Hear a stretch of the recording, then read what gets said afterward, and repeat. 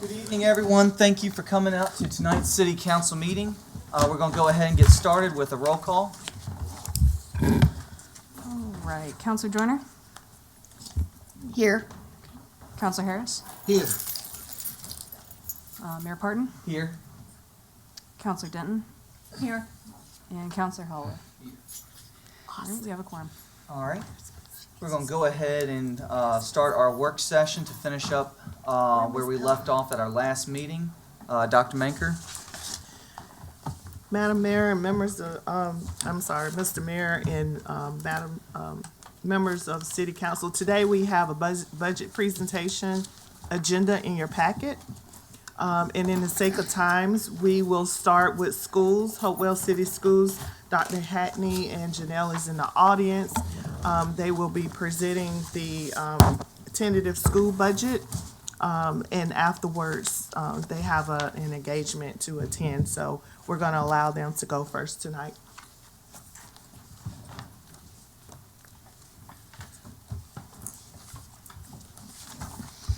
Good evening, Council and Dr. Manker.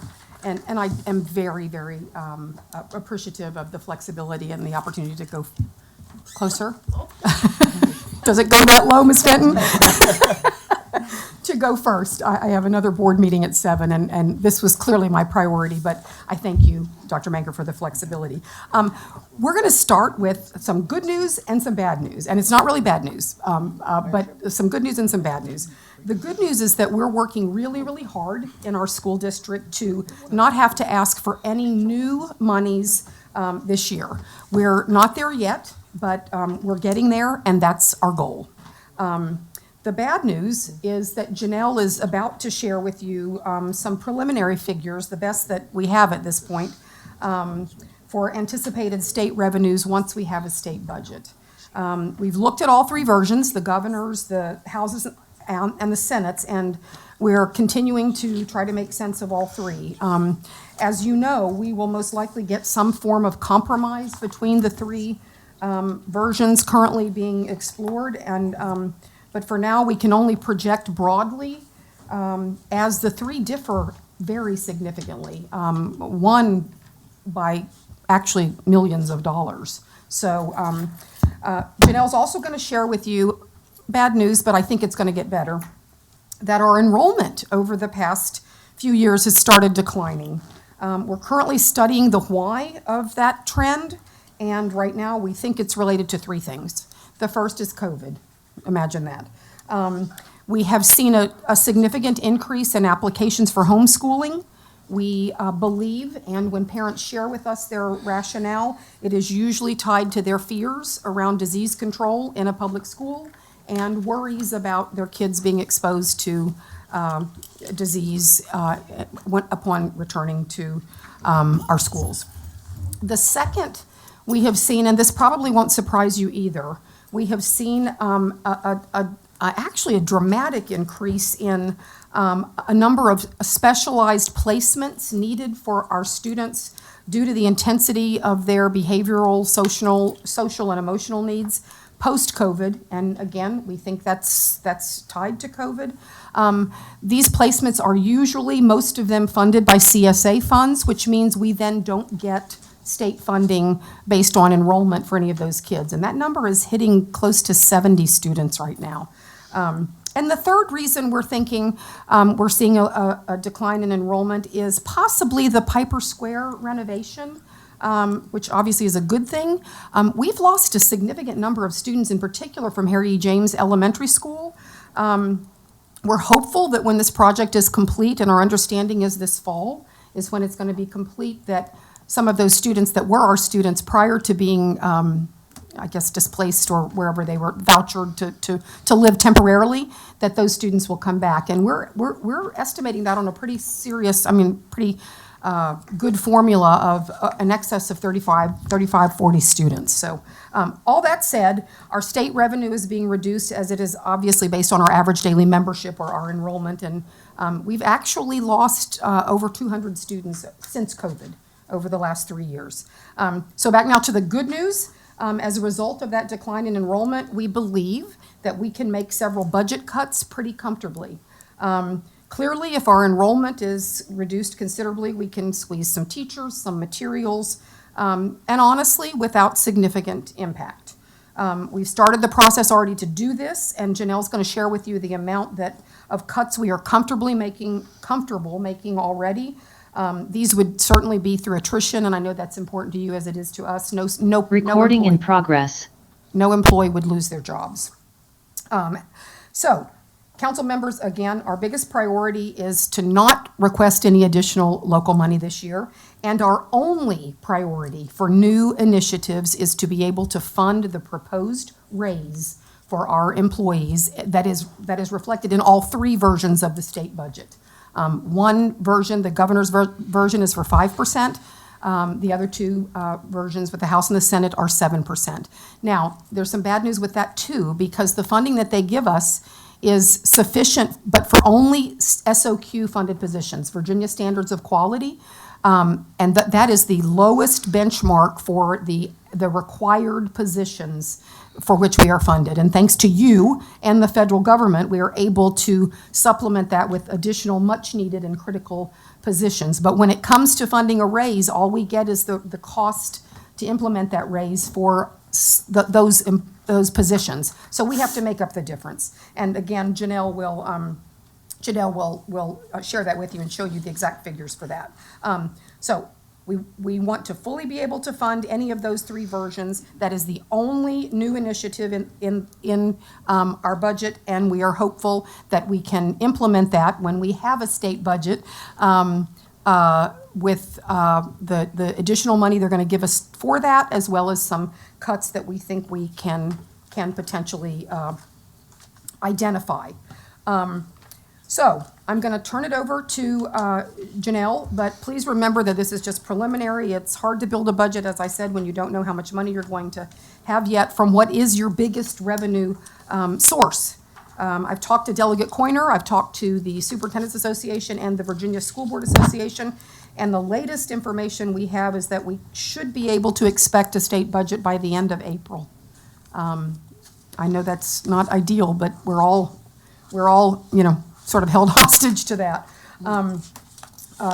Obviously, when we have a finalized budget, this will be much easier and much more specific. Until then, I want you to know again that our goal is to ask for no additional monies from our base budget this year, and I hope that when we have that budget, that will be realistic. So thank you, and Janelle's going to give you some numbers. All right, I believe you should have this handout. And so the first page is anticipated revenue losses due to our enrollment decline. As Dr. Hackney said, we're losing students. And I wanted to show you this for each version of the budget, how much money we're losing due to the loss of students, because we really don't know which version or which combination of budgets we're going to end up with. The first row is the additional state funds we would receive if enrollment remained at the current budgeted level. Our budget is currently built on 3,701 students. So that's what the first row is. With the governor's version, we'd receive an additional $1.5 million. The Senate, we would receive an additional $4.4 million. In the House version, we'd receive an additional $1.9 million. However, with our enrollment decreasing, we're thinking it's going down to about 3,628, which is a loss of about 73 students. And so losing those 73 students, we would only get, within the second row, additional state funding in the governor's version of $923,000. The Senate version, we'd receive $3.7 million, and in the House version, we would receive $1.2 million. So that brings us down to the bottom row, which is our state funding reductions due to enrollment loss. So I just want you to notice that we would lose over $600,000 in any version just because of the drop in students. So the second page now is going to additional local funding that we may request. The first line is the additional state funds we would receive with our reduced enrollment projections. Governor's version, we'd receive $923,000. The state version, we'd receive $3.7 million. And the House version is $1.2 million. The second row is the additional funds we would need for the compensation supplement, which is the raise we would, that we would provide to all of our employees, not just the SOQ funded employees. So the governor's version, it would cost $2.7 million because that's a 5% raise. Now, the Senate and the House are recommending a 7% raise, so the cost increases to about 3.7, almost $3.8 million. So that brings us down to the third row, the additional funds we would need for each version of this budget. If the governor's version passed as is, we'd need an additional $1.8 million just to give the raise to our employees. With the Senate version, we'd only need $6,000. But with the House version, we would need $2.5 million to do this. So in the next row is budget cuts. These are preliminary budget cuts that Dr. Hackney and her administrative team has found, and these cuts tie into our enrollment loss. And so our goal is actually to find all the cuts that we need, so we don't have to ask you for additional monies. But right now, we've found $1.3 million in cuts. So that leaves us to the bottom line of possible local funds that we may need to request if the governor's version passes of $541,000. If the Senate version passes, we wouldn't need any additional funding. And if the House version passes, we would need $1.2 million additional local funding. So I just want to remind you that none of these figures are solid figures because we don't have a state budget yet. It could be any of these versions or any combination thereof or something totally different. So as soon as we have the final figures, we'll come back to you with our actual needs.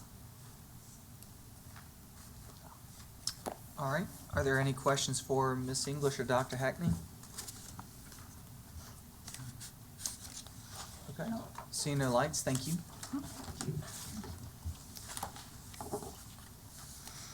Next on our list is Ms. Wanda Brown from CSA.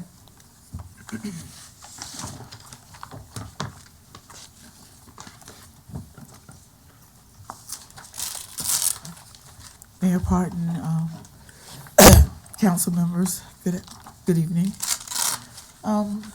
The budget I am presenting is usually the same one that we present every year for the services budget, which you should see is the $3.2 million that we previously had asked for that every year.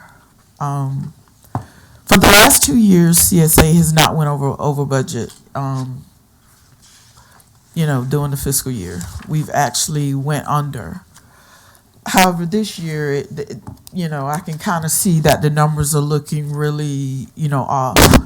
As Dr. Hackney had said, they have 70 potentially cases that leave their roles and that come to the CSA roles for the services that they need. Because once they're not in public school, they're in private day school, which means it comes to CSA, which is an added cost. I don't know how we've managed to do it the last 2 years, but it seems like with COVID, and we have a lot more school cases that are coming in. We even have a lot more foster care cases that are coming in, like utilizing the CSA budget up. And it is one of those budgets that it really has no end to it. If you get a child in care, then it takes $1 million to provide the services for them. You actually have to end up providing that because these are all mandated cases, meaning there's some sufficient from the state. So I'm just basically requesting the same budget that I had. Primarily, it's almost the same budget I had last year for the services and for administrative cost. Okay. Are there any questions for Ms. Brown? Okay. Seeing no lights, thank you. Have a good afternoon. All right. Next is Economic Development, Mr. Charles Bennett.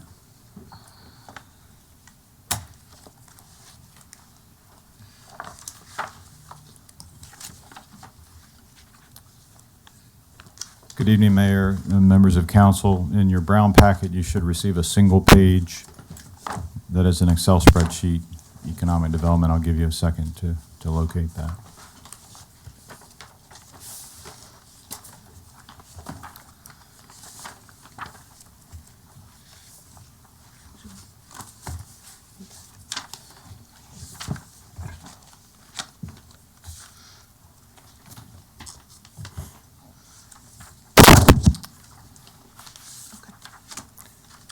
First, I'd like to extend much thanks and appreciation. This is my first time addressing council. Thank you for the honor of being able to serve here in the city of Hopewell, my hometown. I really appreciate the opportunity, and I will work very hard to make you and all the other citizens of Hopewell proud. This budget this year is my first budget, and I just want to focus on some of the services that we're asking for. There are parts of this budget that were set in place before my arrival for obligations the city has made in the past through economic development deals. So I'm going to highlight those very quickly, and then I'll move to the services that I'm requesting for this year. So there is a building property lease agreement in place that you'll see in your budget, a $65,000 annually.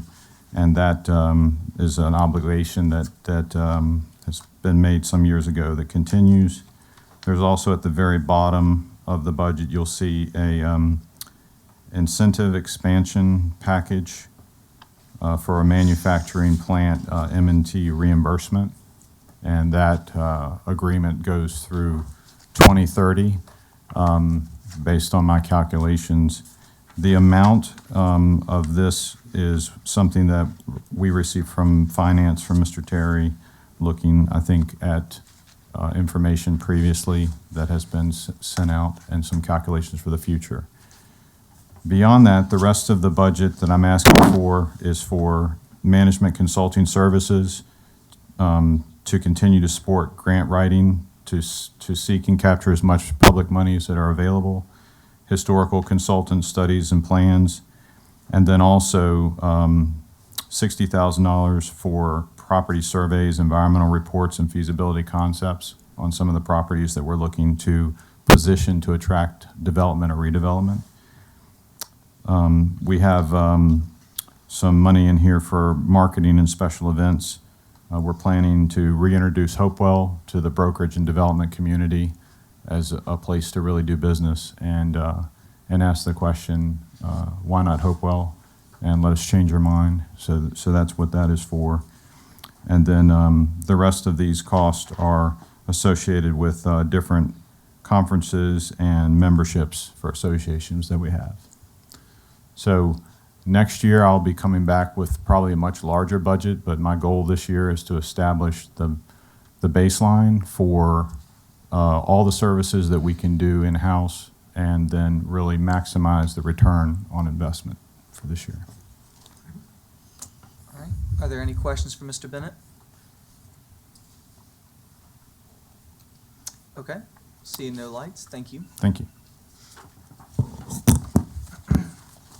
All right. Next will be Ms. Tabitha Martinez with Parks and Rec and the Marina.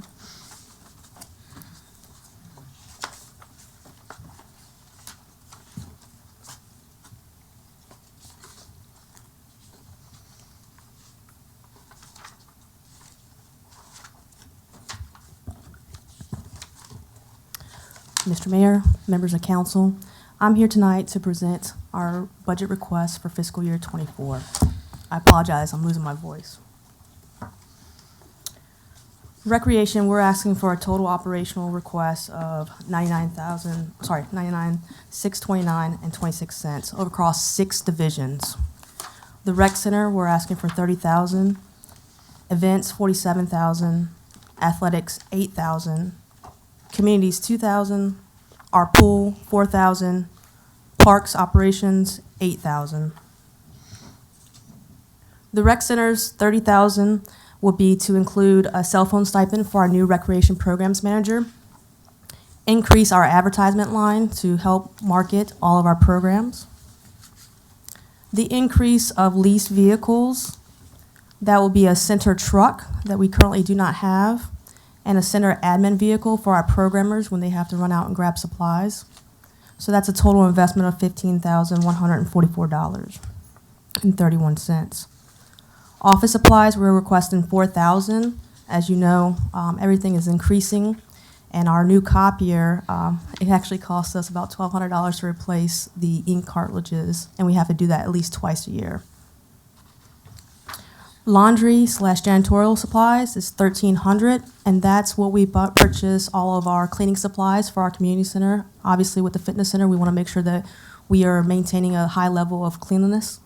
So we're asking for an increase in regards to that. Uniforms and apparels, we're asking for an additional $2,400. If any of you have visited our Hopewell Community Center, you see that they are pretty well dressed because we know that we are center funding for our agency. So we want to make sure that we represent the City of Hopewell to the best of our ability. So we do provide uniforms for our staff within the building as well as our staff that's in the parks. Education and rec supplies. We do additional programming. We partner with the city manager's office in regards to the trunk or treat, the citywide trunk or treat. So this increase will be to help offset some of those costs. Credit card convenience fee, that will be for our new credit card service provider. The fees have gone up. It's just one of the businesses that have increased over the years.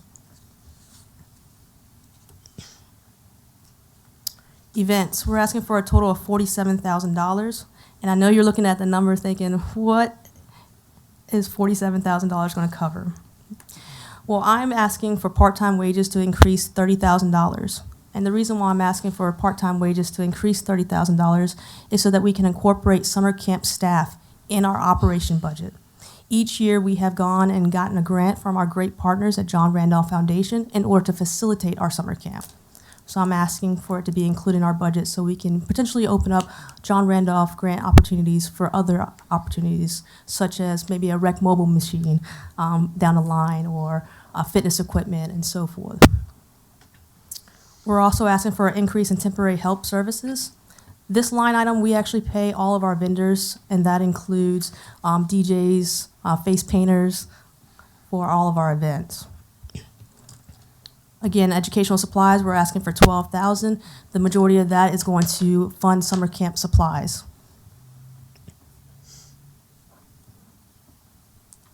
Next up, we have athletics. We have asked for an increase in rec supplies for $8,000, and the reason why is you can see our young ladies in the basketball jerseys, they're actually reversible, so they're a little more expensive. And the same thing goes for our competitive leagues. We typically buy a little bit of a nicer uniform so that when they go and compete against our neighboring localities, they have the same quality as our neighboring localities. Our instructionals, which are our littles, they still get a t-shirt, so we make sure we outfit them for each season. Community. Community is our programming that takes care of all of our age divisions, from young to the old. And for that program, Mr. Cameron Sims is our new community programmer, and he has actually built up a very nice following of our active adults. And so he's looking to increase that $2,000 so he can continue to do some programming for them. Our pool. We're requesting $4,000 for our pool. $1,000 of that would be for equipment repairs. As you know, our building is a little bit older. It's about 30-plus years, and so we're looking to make sure that we stay on top of daily maintenance, and so we just want to make sure that we have that buffer in our account. Service contracts, we're asking for an increase of $3,000, and that request is because right now we are working with a third-party lifeguarding vendor to make sure that we are operational to the best of our ability. Unfortunately, we are still shut down in the middle of the day from about 12 to 4, just because we don't have staff. Parks. Our parks crew, we're looking to do a lease rental of vehicles of $8,004.95. That will add one more truck to our unit. Right now, we have one of our park staff driving in a van because that's what we have available. Ideally, they would be in trucks because of what they do on a day-to-day basis. Next up is my personnel request. I am requesting an aquatics program specialist. That total investment will be $50,046.94. The salary is broken down, as well as operational costs. My goal in regards to the aquatics program specialist is that we have 3 full-time lifeguards, and then we only have to offset them with 1 additional part-timer, so that hopefully we can have operations from 7 a.m. to 8 p.m. Monday through Friday, and we don't have that closure in the middle of the day. Having 3 full-time staff that are dedicated to our pool operations will allow us to do that. Next request I have in regards to personnel is a fitness program specialist. Due to y'all's great generosity, we actually have a lower rate for our community center, and membership has gone up, and we have seen more and more people come. And so what we're trying to do is make sure that we incorporate a fitness instructor into our actual staff so that we don't have to pay contracted vendors to come in and do the class. We'll already have someone in-house that can provide that fitness instruction. The capital cost for that is to include a computer, just so you know the difference between the aquatics program specialist and aquatics program supervisor share a computer. The fitness program specialist would have essentially like a MacBook so that he or she can travel and meet with clients. Recreation capital projects. This year, upcoming, we will actually have 2 fireworks shows in the same fiscal year. So, and a capital request would be to fund the second fireworks show. So we have one on June 28th off the top of my head, and then, we have a first one on July 1st, and then the last one will be in June 28th of 2024. So again, same fiscal year. So we're looking to fund the second show. The other capital project that we're looking to fund is Westwood Park renovation. It's a $200,000 investment. 3.5 Street is italicized because we have been very fortunate that we may have some additional grant opportunities come through, so please disregard that one at this time. But it was in my original request, so I want to make sure that y'all saw that. The marina operating and capital. We are asking for a contingency of $100,000 to be placed in operating, so that if anything comes up, we can make sure that we have the funds available so we can take care of it. So the issue is, beginning of this fiscal year, July 1st hit, we actually had to fix a beam across a sport beam, and to actually utilize the entire amount that we had. So by July, and Tom's not here, July 15th, I believe it was, we had already expended everything that was in the marina account. So we wanted to make sure that we had some money in the account so that we could fix those issues. In regards to capital, we are looking to have the LDOC roof removal funded. I know it was approved, but it was not funded, so we're asking for that as a capital project for the marina as well. Paving and lining, as you can see, is italicized again, and that is again because we've removed that request. That's it. Any questions? Are there any questions for Ms. Martinez? Counselor Holloway? Couple questions. You said let's start from the fireworks. You said there's 2 fireworks shows. One, I'm guessing, for the 4th of July. What's the purpose of them? They're both for 4th of July. We always we always do our fireworks show the Saturday before the actual 4th of July. And so one show will be July 1st this year, coming up, and then the other show will be June, which is within the same fiscal year. Could you help me understand the thoughts behind having 2 different? Shows? That show is one of the ones that our Hopewell citizens look forward to every year. And so if we could potentially skip a year, is what it will boil down to, and wait to the next cycle to do another. But that just means that the Hopewell citizens would not have that second fireworks show around Independence Day. I guess I'm just trying to understand if something's been going on, of course, it's an expected thing. I'm just trying to understand how did the 2 shows come about? Oh, I apologize. So it will happen every 7 years just because of the way our fiscal year operates. Fiscal year runs from July 1st to June 30th, and it just so happens those 2 dates, because we do it the Saturday before, will fall in the same fiscal year, this operating time. And that's why we've included it in the capital and not operating, because it's not something that will come up every year. Okay. Does that answer your question, sir? Mhm. Okay. And then my other question is, I didn't see a cost for when tour of the community center, the chlorine smell for the pool area, of course, was very high. And I know we talked about, well, right now, I think the method is you have the door open there to help with that. Did you ever get a cost of how much it would cost to get the proper equipment there to eliminate that toxicity? That would be a major capital improvement project because it's not just as simple as a small capital improvement. That will be in the grand scheme of the entire Hopewell Community Center renovation. I don't have the quote, and I will definitely get that to you. I just know that from looking at it, it's just not one simple fix. It will be a huge investment. I apologize, I don't have that number for you. No, that's okay. And the other question is, I believe prior year, there was a $25,000 allocation from the Wells budget to the Recreation and Parks. Is that something that is still going on at this moment? No, sir. Originally, during that time frame, and City Manager, you can correct me if I'm wrong, that time frame, the well was going to be absorbed by Recreation and Parks. However, we decided that it was a better fit for it to fall under schools. So once it went to the schools, that money got transferred out and went into the school budget. So it does not live with us. Okay, perfect. Yes, sir. All right, that was all. Thank you so much. Yes, sir.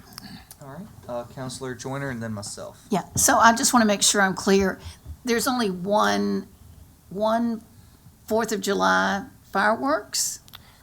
It's the Saturday before each 4th of July. So Right. it's always the Saturday before. So this year, it will fall on July 1st. Mm-hmm. And then in 2024, it will fall on July 28th, if I'm not mistaken, off the top I of my got head. it. Okay, I'm Yes. clear now. Okay. So it's, yeah, We're not same doing fiscal. two. We're not doing two shows in 1 year. No. I just want to make sure. I thought I was very confused. No, Okay. no. And, yeah, and this is It's just an Saturday. FYI.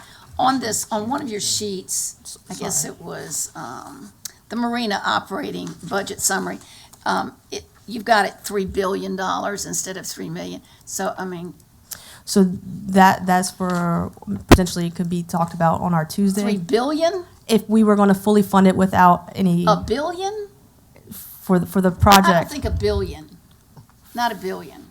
Right now, it's two, yeah, sorry, no, not a million. No, Okay. not a Sorry.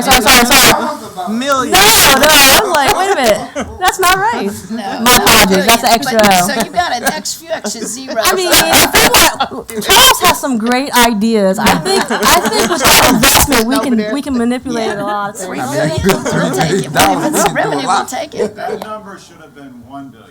Oh, sorry, I apologize. Charles corrected me. I appreciate that, Charles. Sorry, so I just kind of make sure, take those 3 extra zeros. My apologies. Okay. I mean, I just want to make sure, because somebody might look at it and go, oh, what's going on? Just a little typo. Thank you, thank you very And that's much. on your main page that I gave you. That's a secondary handout, correct? Perfect, yes. Mhm, It's that one, yeah. Yes. Okay, I will correct thank that. you. All right, so you talked on the park piece. With the community center, I know this has been something that a lot of senior citizens have been asking for, especially the men, to try to get their sauna or steam shower rebuilt back in. Is that something we can look into? We could definitely look into it. I will say that as we continue to phase out some of the older equipment and the liability associated, I'll definitely have Johnny meet with me and go over that. Like you said, the men are definitely looking for their sauna back, but the parts are going to be expensive, so that's why it was removed in the first place. But if council directs me to put a new one in there, then we'll have to look at the cost and figure that out. I don't know if it has been researched before my time as director, so I'll have to start that from scratch. Yeah, I think back in 2019 there was an initial cost, but I know that everything has gone up, since COVID and with the labor and material shortages that we've been going through. But I know it's an amenity that a lot of senior citizens utilize for physical therapy and for their health regimens. So I mean, I would love to see what a cost is and see if that's something that could be incorporated as a possibility into the budget. For fiscal year '24? Yes. Okay. And then if you could just, share that information, with the city manager, and, she can send it out to all of us, that would be, appreciated. The next is, down there at the marina, I know we've got a big sediment buildup, down there. And, we've got the kayak races, and we've got a lot more, fitness groups that are coming down to, utilize, the kayak launch. And I know the boaters, additionally, that, put their boats in, at the ramp. How much would it be to reopen up the dredge permit? I don't know how much it would be to open up the dredge permit, but what I understand is it's going to cost $119,000 to dredge it. Mm-hmm. So that would be my estimate. Okay.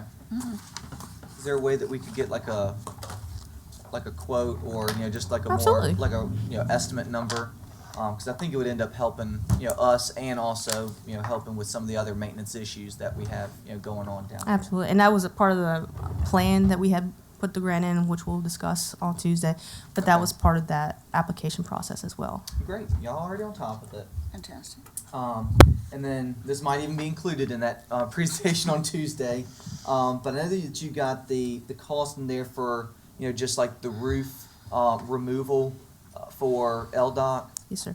I remember last year there was a presentation given by the Lake Coral Bottom where an engineer, could come in with, and they were doing, I can't remember if it was concrete or if it was a different material that's being used, but they basically, encapsulate the existing piers, and they're able to, basically get them back up to structural par. And I didn't know if that is something that you guys have been looking into or done any research on. No, sir. Okay. We have not. Okay. I'll see if I can try to dig up that old presentation and see if it's something that that you guys could look into. And that's all that I had. Counselor Denton? Just one question, which kind of scratched my brain there when Mayor Hardin said last year. I know when the Mr. Bottoms was trying to get with council, he had mentioned to some of us that there was the roof. The city had bought and paid for a roof, and it was in some warehouse. So was that ever looked into? Do you know? It is my understanding that it was originally bought when we put the roof on the structure. It had a lifetime warranty. At that point, the company sent us a new roof. Correct. It is in a warehouse. We have not been able to find a company that is willing to put it on, and that was our whole dilemma. We have this nice roof that we could change. However, we couldn't find a vendor that would actually go out and put it on for us. Interesting. Again, that's my understanding of the situation. Okay, I just wondered where. Yes, but we didn't Was purchase it laying around twice. somewhere. No, ma'am. Yeah, but we didn't purchase it twice. It was a lifetime warranty. They sent us a new roof because it failed. Okay. All right, Counselor Holloway, and then I think it was Counselor Joyner. Okay. Joyner actually pushed her button seconds before. Oh, did I? don't think you saw it. Oh, okay. Well, mine is just a quick question, and I'm piggybacking on Counselor Denton's question. So this roof that's in a warehouse somewhere, have there been recent, Explorations. recent contacts to try and get an estimate for putting this roof on? I mean, is that something that we've pursued aggressively? Not since my tenure here. No, ma'am. Okay, all right. Maybe that would be something that we would want to look into. Can I tag in for a second? Sure. Yeah. So Thomas and I have been speaking about this. Oh, okay. I'm sorry. Wonderful. So, the roof, we did get the materials, those, some of which, probably about 25%, have been used to maintain one of the other roofs that Okay. continues to fill. We do not have all the materials to replace one of the roofs. Structurally, we cannot safely go up there I see. and work on it. Okay. I have asked the city architect. He's done a site visit. He's writing up a report on what we would have to do to even get a baseline. Yeah. The money that they're asking for in their budget is basically just an anticipation of if we were to do a preservation as a baseline until we can do the full redevelopment. Right. Things we'll be talking about Okay. earlier, Sure. later. Okay, thank you. That was the first I had ever heard of it. I mean, I wasn't privy to any of the discussion, so thank you for bringing that up, though. No, that's, thank you, Charles. Counselor Holloway? I was about to say, I guess you kind of gave clarification. So the roof that we use, that we got as a replacement from warranty or insurance has already been basically dug into. Some pieces of it, that's right. So this, and let's use the roof, let's use the term roof loosely. It's compressed tar paper that's coated. It's made for these type of marine applications because, Absolutely. but unfortunately, I don't believe that the company is doing very well anymore. Okay. All right. So at this point, if any, piggybacking off of Mayor Parton, we would need to fix the lower structure before there could be a possibility of getting this roof. So the money, yes, so let's be clear, the money that they're asking for in the budget for the marina Yeah, right that's now understood. is safety to make immediate repairs, and if we cannot repair and utilize roof replacement, to remove. We have to have a safe marina as long as it's open, so we either have to shut it down or we have to have it safe, and that's what they're asking for essentially. And I am working very closely with Recreation and Parks on this, and we're in lockstep. Thank you so very much. All right. Any other questions for Ms. Martinez? Okay, seeing no lights, thank you. All right, moving on, we're gonna go to social services. Mr. Spicer?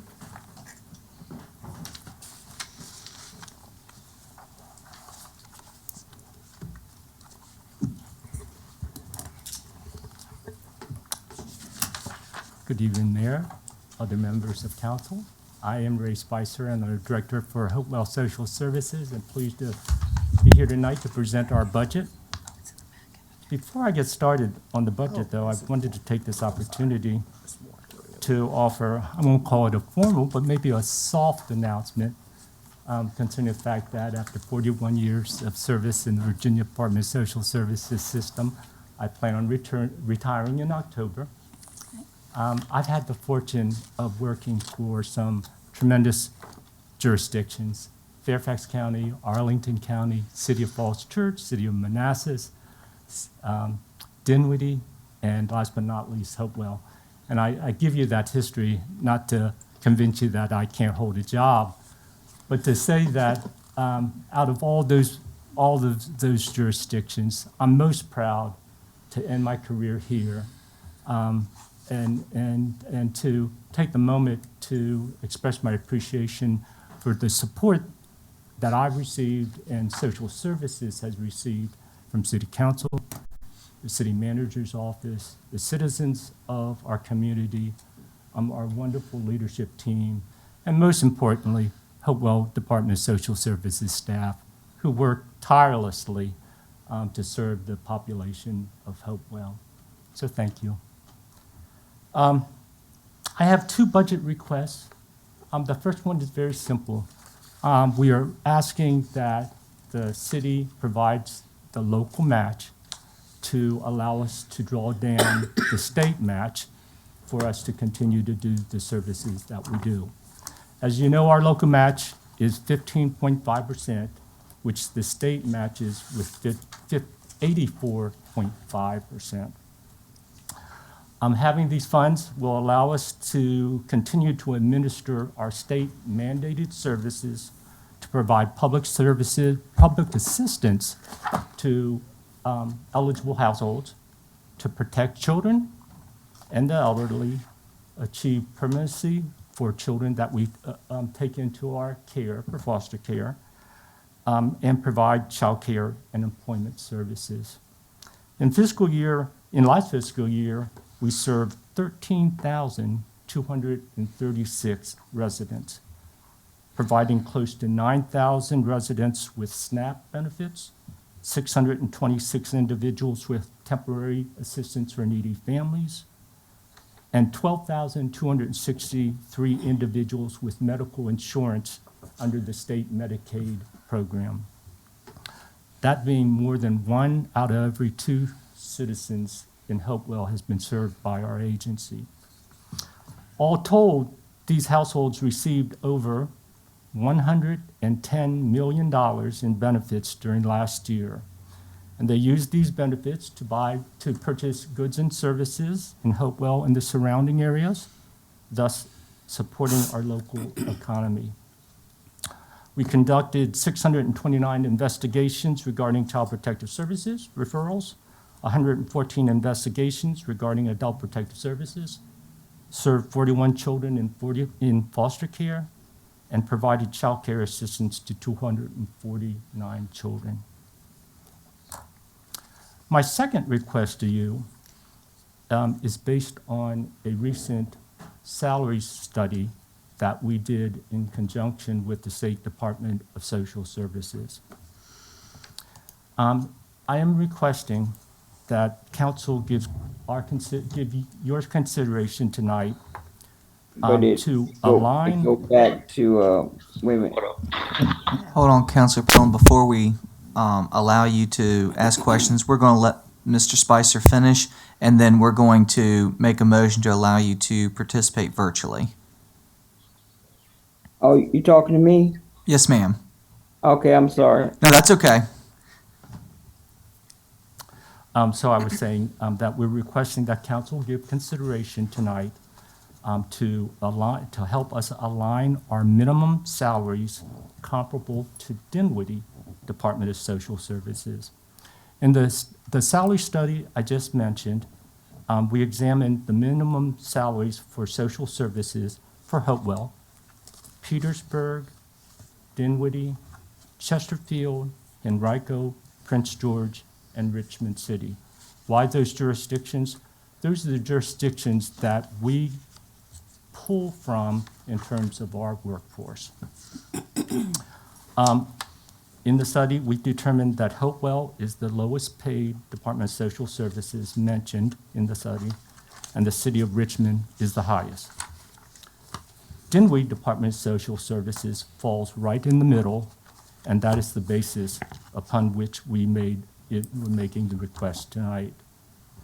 Even as I make this request, Prince George may be implementing adjustments to their salary based on a recent study they conducted.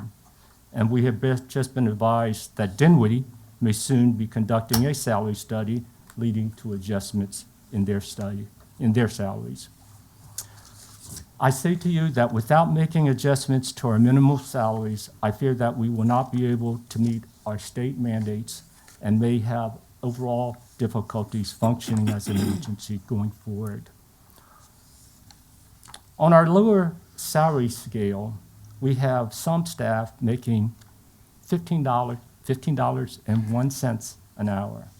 I'm sure you've driven by a number of businesses and see advertisement for employment at that $15 an hour. Comparably speaking, I can assure you that the positions that we have at that rate assume much more responsibility and stress than those that are advertised that you see on the road. Additionally, our staff who are making that $15 an hour depending on their household size, may be eligible for public assistance themselves, similar to what's provided to the public that they are employed to serve.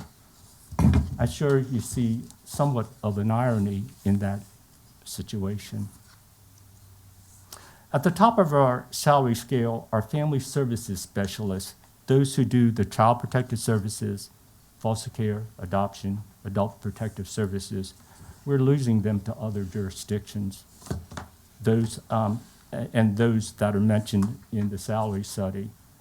And unlike in the past, when we had turnover and we lost employees, what we could at least count on to have a pool of applicants that would follow. That's no longer the case. We've had some positions out on the state system for recruitment for the last 6 months. And in those 6 months, we've had 3 applications for those positions in those 6 months period of time. And those 3 applicants, none of them unfortunately met the standards for our employment. Of the 6 child protective services positions that we have, we currently only have 2 of the positions filled. This has been a case for, again, 6 months.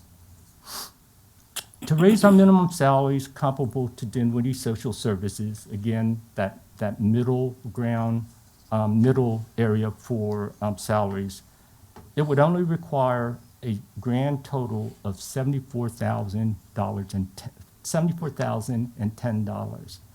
Of that amount, the local amount is only $11,471.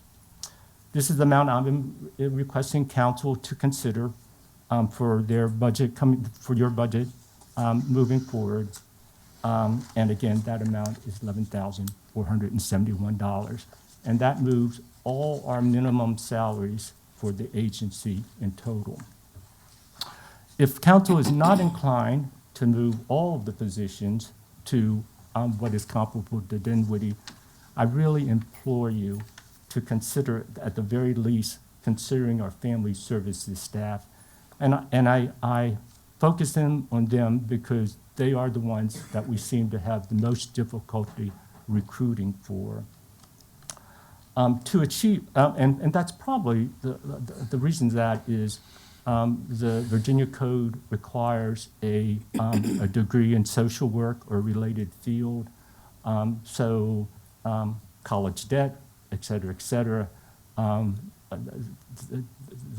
those staff have to take a lot of things into consideration in terms of what they have to do to make ends meet.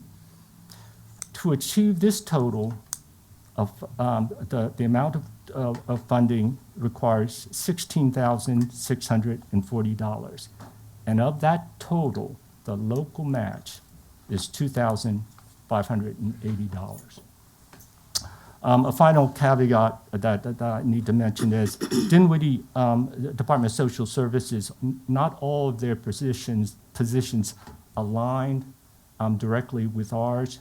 So if you were to approve this request, we would have to work with the city's HR office to make some modest adjustments to adjust for those discrepancies between what we are structured like in Hopewell and what Dinwiddie is like. So I thank you very much for your time, and I'm happy to answer any questions. All right. Are there any questions for Mr. Spicer? Seeing no lights? Thank you. Thank you so much. Councilor Holloway? Yes, I do have a question, Mr. Did you want to bring in council? Oh, yeah, I'm sorry. Let's bring Councilor Pelham in real quick. At this time, is there a motion to allow Councilor Pelham to participate virtually? So move. All right, is there a second? Second.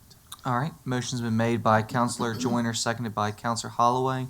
At this time, Councilor Pelham, can you state your reason why you're participating virtually and where you're conducting the meeting from?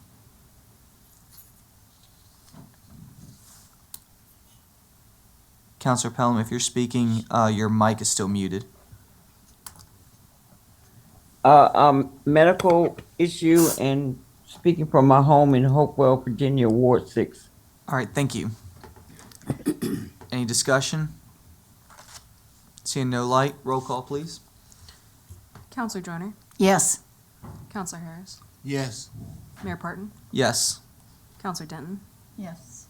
and Counselor Holloway. Yes. All right. Go ahead, Councilor Holloway.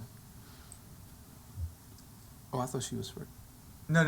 I wanted to bring her in so she could participate. Oh, okay, Yeah. okay. You said that the total amount requested from local was just the $11,000 total. And I believe it was 74,000, and that will bring everybody up.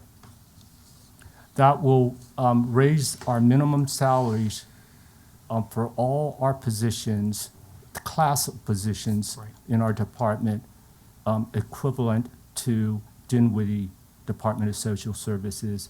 And as I mentioned, I picked Dinwiddie because they were dead in the middle in terms of our salary study, high versus low. And what is that minimum? You gave $15.01 So at our lowest. at the lowest. Yes, sir. What's At our lowest, we have folks working at that $15.01 rate, Yes, sir. which is basically 31,000. So So what that- I'm trying to see is, what would that go up to? That, the starting rate at 1501, what would that increase to, for example? So I can, let me say this.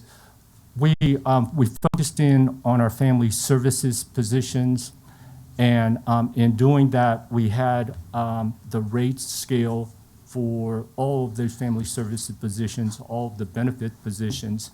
A family services worker would go from 41,000 and something to about 45,000. Now, at the bottom of that scale, those are our administrative support positions, and those were the ones that we were having a little bit of difficulty aligning their salaries to ours. It was just kind of quirky way that they have their positions aligned and what they call a one worker versus what we call ours in terms of classification.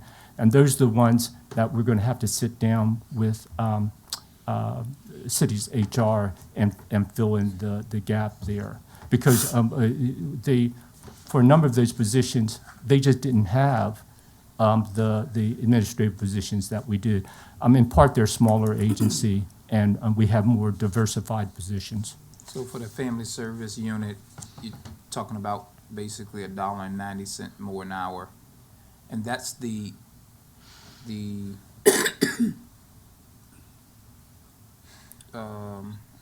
highest paid, you said, correct?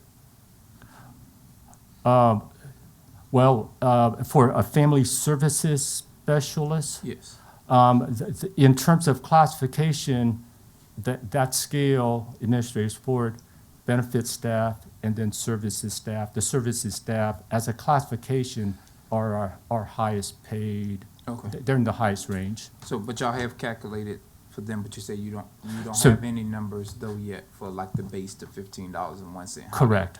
How that Correct. would go up. Correct. But And for kinda family, still unknown. yes, correct. Family services, 41, we currently made and change, Was and that would 4,000. rise to about 45 and change, Okay. 45,000. So it's about 4,000 a year, so $1.90. Yes, sir. Thank you so very much for your service. Thank you. All right. Counselor Pelham, did you have any questions that you'd like to ask Mr. Spicer? No. All right. Thank you, sir. Thank you. All right. Moving on, next will be Hopewell Water Renewal. Mr. Thompson?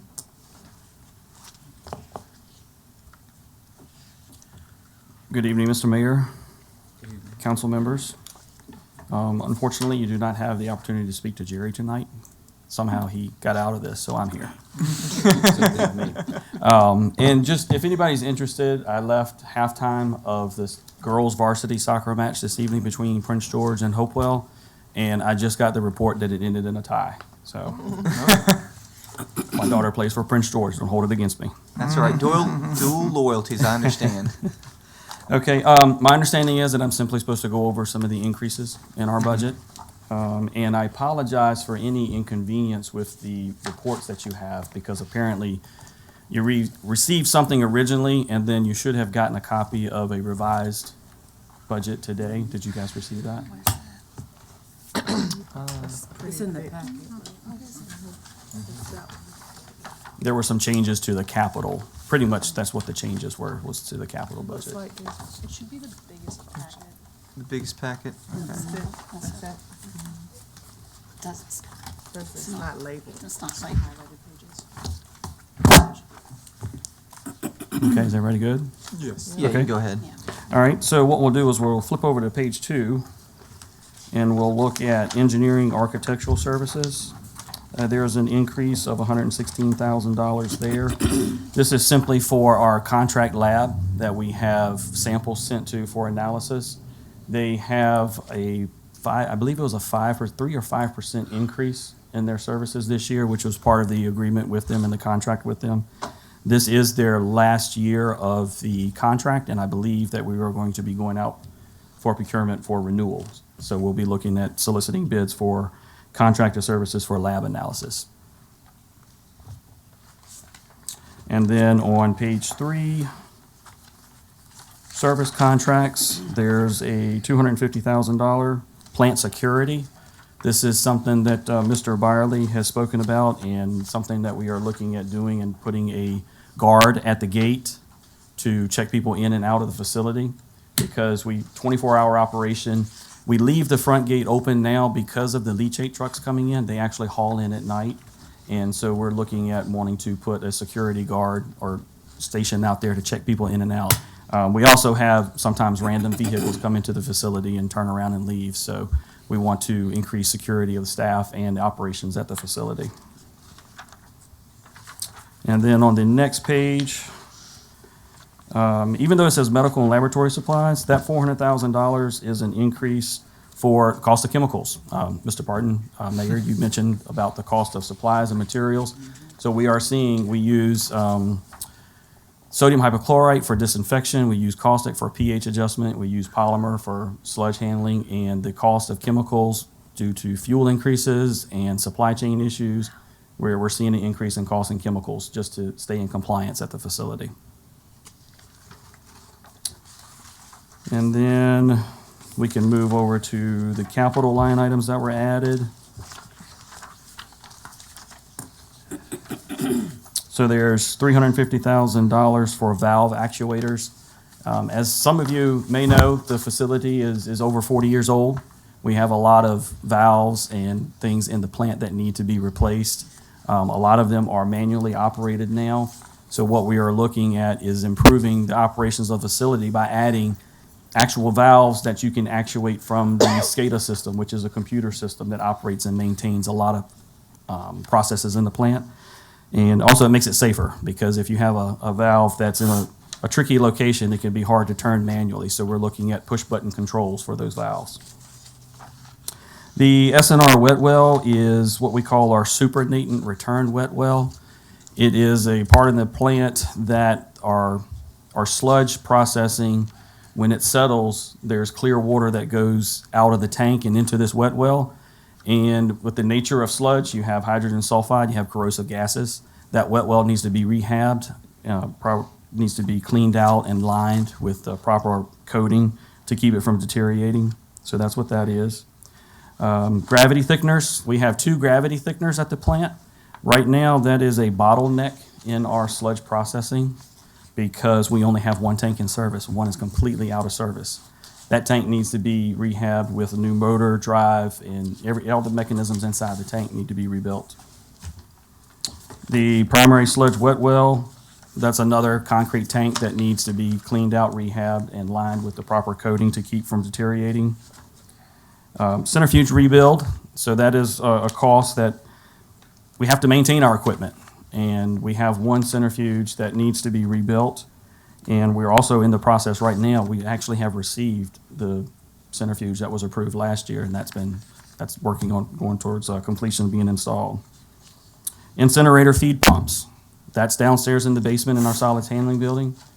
A lot of that is original equipment as well, and we need to be able, once the sludge is processed through the centrifuge, it needs to be pumped into the incinerator, and we need to replace some incinerator feed pumps. The leachate upgrade includes the station. So right now we have 1 leachate offloading station, and we have plans for a second one to go in, which would allow us to not only speed up the trucks that are coming in. If we have a lot of rain, of course we pray for rain so we get more leachate. And when we have a lot of trucks coming in, they get backed up. So we want to put in another station to allow them to offload more. And included with that is also some piping changes and some tank clean out and inspections that need to be done and some rehab on some tanks. We're also looking at improving the roadway there at the facility where the leachate trucks travel because that is constantly getting beat up by the heavy trucks, and we're constantly putting rock in to patch holes and to make it drivable for the trucks to offload the leachate. And then on the next page, there's rehab for secondary tanks. That is a continuing thing at the facility. The tanks are, some of you have come out and taken a tour and seen, and those are the really long tanks at the end of the plant, and they have a lot of moving parts on the inside. So rehabbing the secondary clarifiers is a constant job, replacing flights, chains, gears, sprockets, everything that goes in those tanks. And that is in the budget for Fund 32. Do you want me to go on to 41 before entertaining any questions, or? Yeah, I mean, we could do questions on capital and then move on to the next one. Okay. So the next one is Fund 41. Oh, Oh. yeah, let's do the questions. Oh, you want to do the questions Yeah, first? on the I capital. apologize. I'm That's sorry. okay. Yeah. Nope, go ahead. Yeah, Go ahead. I just noticed on page, I don't know what page it is, but what you were just talking about, the rehab secondary tanks, that's a difference of 300,000, is it not? And that's not noted there. I just didn't know when you're doing those totals in the Excel spreadsheet, if it's summing up that, it's including that 300 in the grand total. You see what I'm saying? Let me The find it. difference is not showing up in the difference column. And should that number at the bottom be $300,000 higher?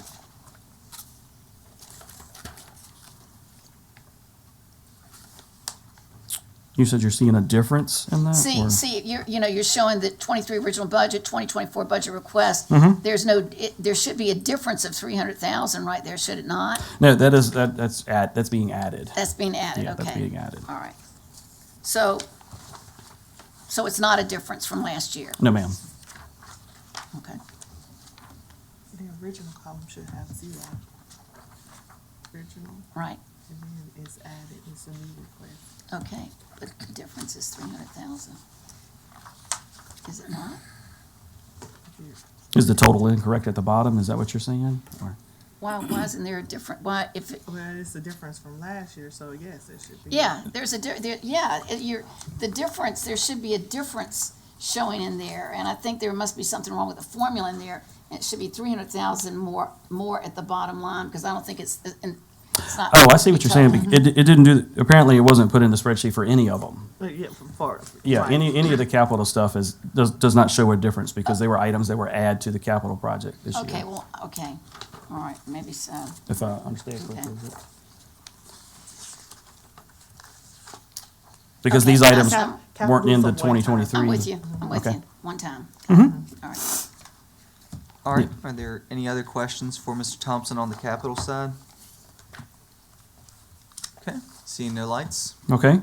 Then I'll move on to Fund 41, which is the sewer fund. And the only change in that one is, well, I believe in Fund 32 I missed something. I apologize. Was the lease of the vehicles in there? Yeah, there was a lease in there. Okay.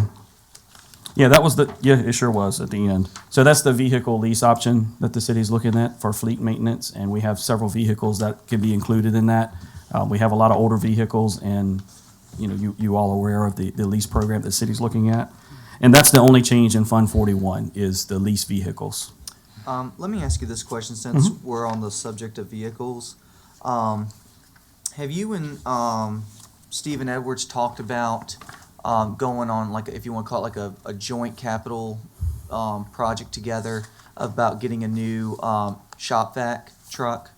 There has been discussion about getting a new vac truck, but I have not been involved on those. I know Linda has been involved on some of those Okay. conversations, but I don't know if they've been with Stephen as far as a joint Yeah. contract. I'm Like- not aware of like, that. whether it's, a cost share, like, 50/50, Sure. 40/60 or whatever. Sure. The reason that I'm asking is because I know, at least on y'all's end, and I'm sure on Stevens, because he's had to, delay work orders that, Mhm. I've asked for, or that I've, put into the Mhm. Civic Engage system. But I know that vac goes down quite often. Yes. And, it'd be, nice to not, have to delay, pumping something out. Absolutely. For citizens, and then using what we currently have existing as our, backup contingency one. Yeah, no, and ours has been in the shop quite a bit Mm-hmm. recently as well. So there's been discussions about a new vac truck, but I don't recall any discussions about a joint contract, but that's definitely something we can look at. Do you mind just looking into like what a price would be and then, passing it off to our city manager so that way, she can let us all know? Sure. Yeah, I'll double check on that because I believe Jerry had asked Linda to look at a price for a new vac truck, and I don't know if we've Okay. gotten that yet. But yeah, I'll definitely follow up on that. Okay, and then, like if we were going to purchase it, but also what a lease option, Now, I because do know when we met with the company about the leases, Mhm. they said that wasn't one vehicle that would be included in that. Okay, But we can follow up on that and see if it is an option. okay, Because usually the heavier equipment, Mhm. they said they didn't lease Right. the heavier You have equipment. to finance. Yeah. okay, gotcha. Okay, but yeah, if you don't mind just getting that information to Dr. Manker and Sure. she'll send it out to us. I'd appreciate Yeah, it. absolutely. And I know we work a lot of times with stormwater, and they'll, Mm-hmm. we'll go, our crew will go help them out, and sometimes we've actually, when their vac truck was working, they helped us out when ours was down. So, Okay, thank you. You're welcome. All right, Fund 41. That was it. Oh, okay. Yeah, 41 was only the lease. All right, well, That was the only change. And there is a note for service contracts that, the amount for that for Fund 41 can't really be set until the capital budget's approved. okay.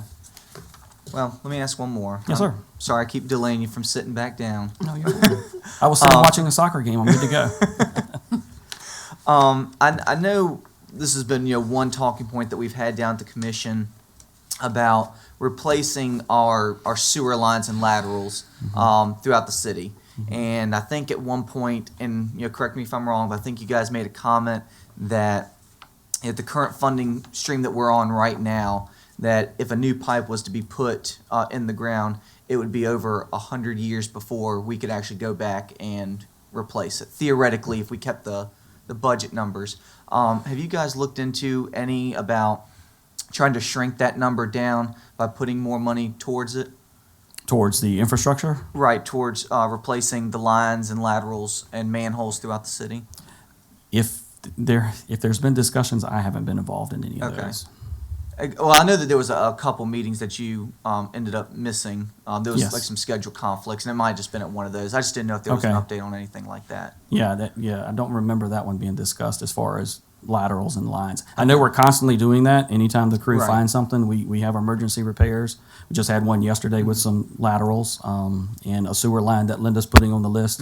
The whole line needs to be completely removed. It's old terracotta pipe. It's got roots in it, and so it's on the list for emergency repairs. Yeah. But yeah, I'm sorry, I don't have any more information on that. Okay, that's all right. I mean, if you don't mind, just like talking with with Mr. Byerly and seeing if there's any more research that's been done about trying to lower that number.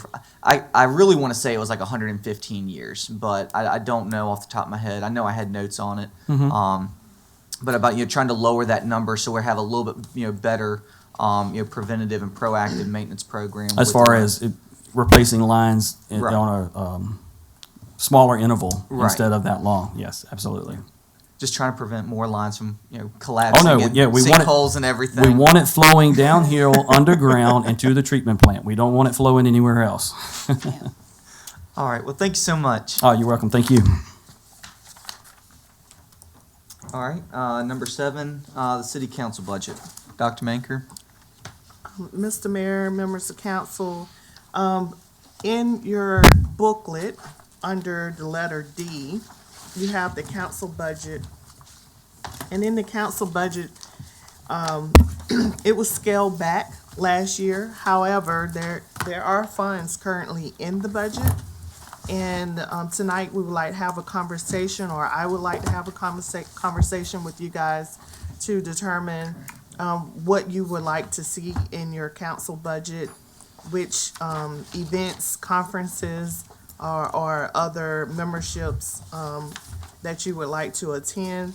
As it stands, each counselor has $3,000 for their ward, for ward improvement costs or other initiatives that you would like to pursue.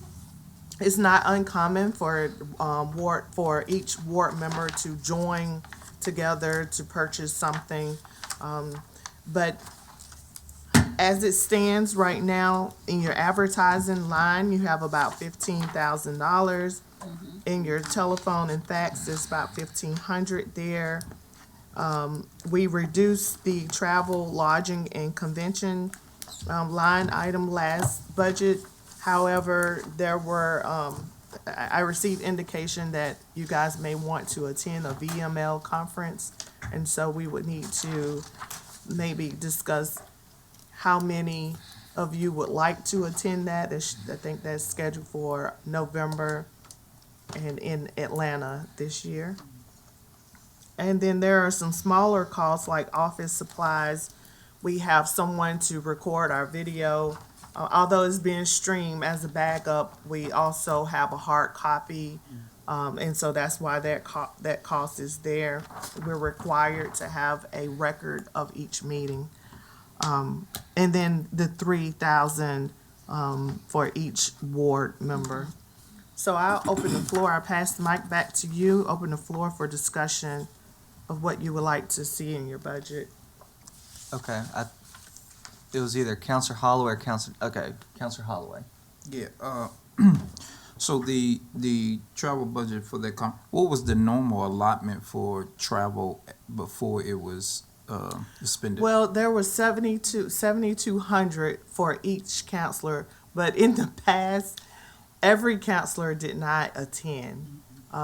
There has always been maybe one or two that would attend. And so I would probably suggest 10,000 would be enough for at least two. You mean just to attend that particular event? Yes. But how about any other conferences or meetings and so forth? That's usually the one that everyone likes to attend because they walk away with a lot of information to share back with council.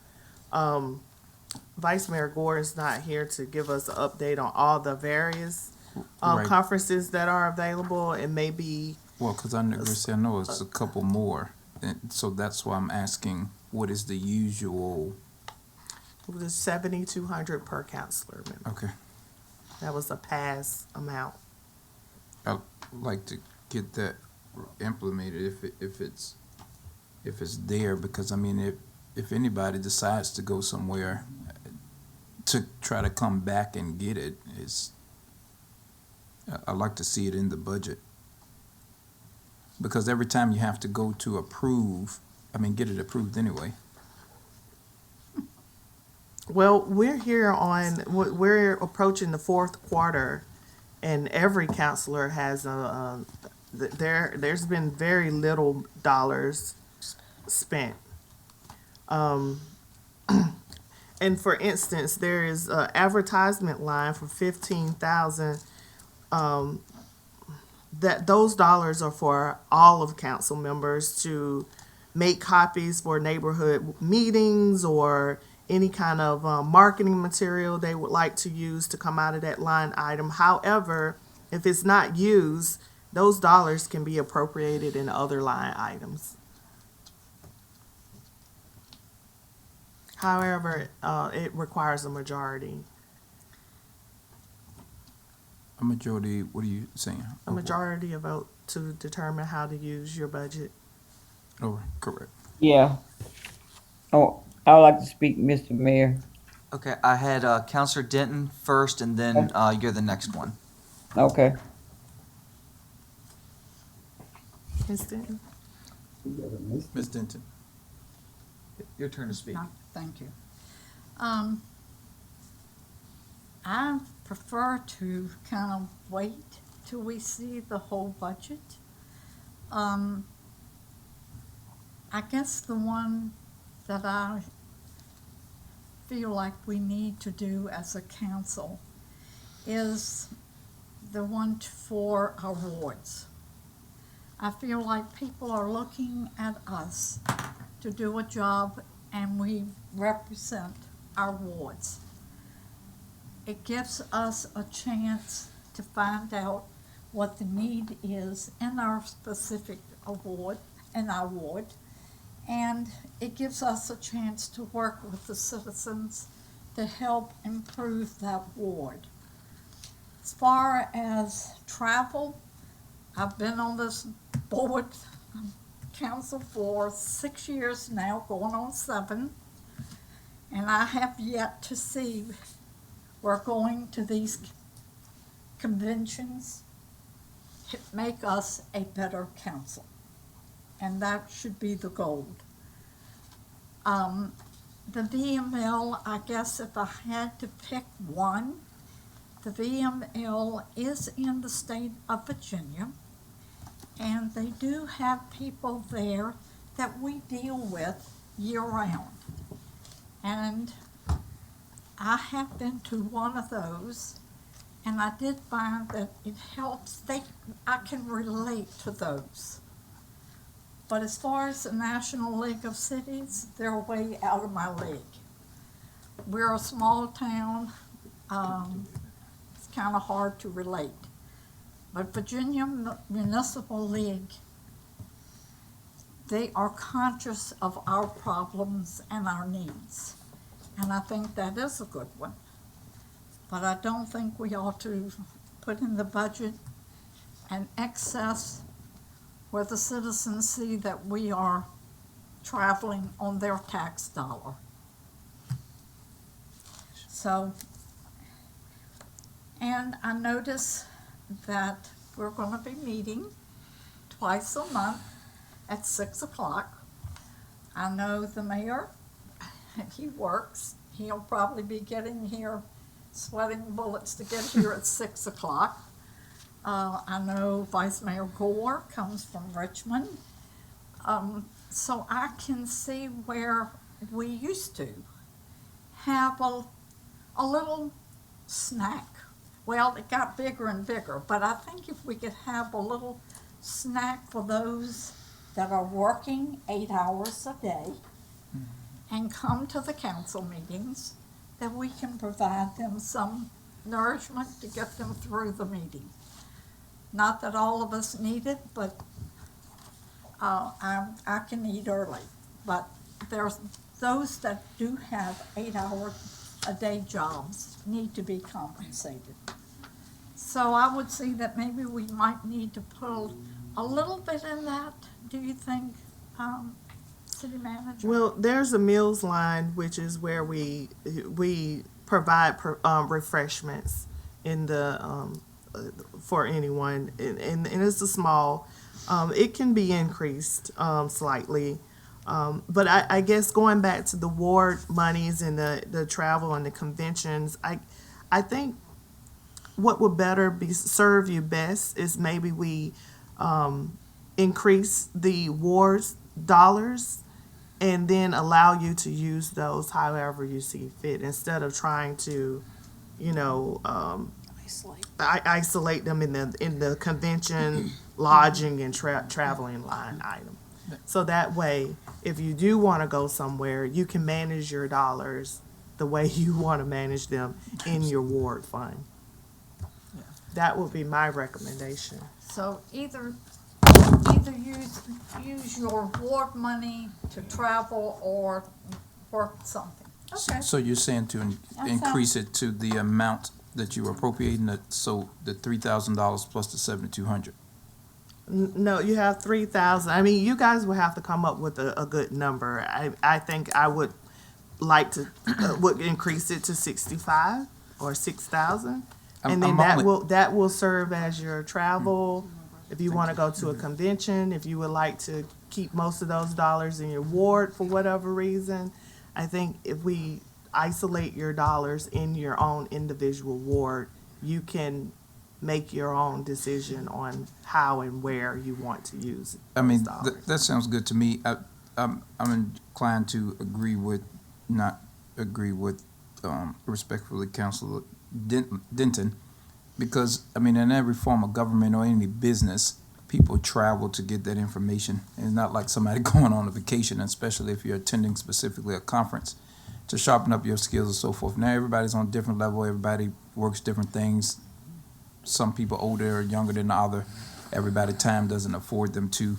But if it's for the educational purposes, anything to extend to make the council better, Doesn't work. I mean, it's respectfully, at 1 minute you say it don't work, then you say your choice of what you have went to worked. You said the VML one, it worked, and then you said specifically that the other ones were out of your league.